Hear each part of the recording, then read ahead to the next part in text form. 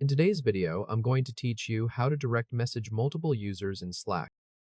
Start by opening Slack in your browser and going to your Slack workspace. This walkthrough assumes you are already logged in, so once the page loads, you should be looking at your main Slack dashboard. Look at the left sidebar and click DMs.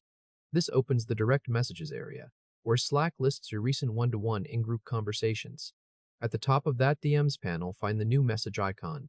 Depending on your sidebar version, it may look like a pencil compose icon, or it may appear as a plus button. Click that icon to begin creating a new message. If Slack opens a small menu with choices such as Invite to Slack, Channel, and Message, choose Message. This opens the message composer, where you can select more than one person before writing anything. Now click inside the To field at the top of the composer. This is the field where Slack collects the people who will be included in the direct message. Type sample 1, then pause for the suggestion dropdown to appear. When you see the matching name in the dropdown, click that name to add it. Stay in the same To field and type sample 2. Again, wait for Slack to show the matching suggestion.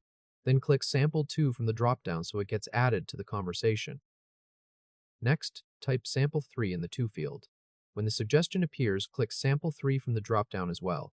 After adding the third person, check the To field and make sure sample 1, sample 2, and sample 3 all appear as pill-shaped chips.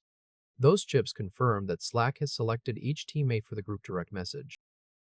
Now move down to the message box at the bottom of the composer and click inside it. Type the greeting. Hey team, quick sync on the launch plan today.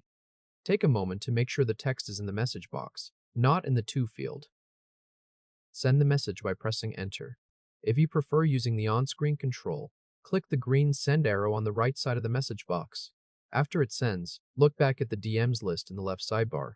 The new group direct message should now appear at the top labeled Sample 1, Sample 2, Sample 3.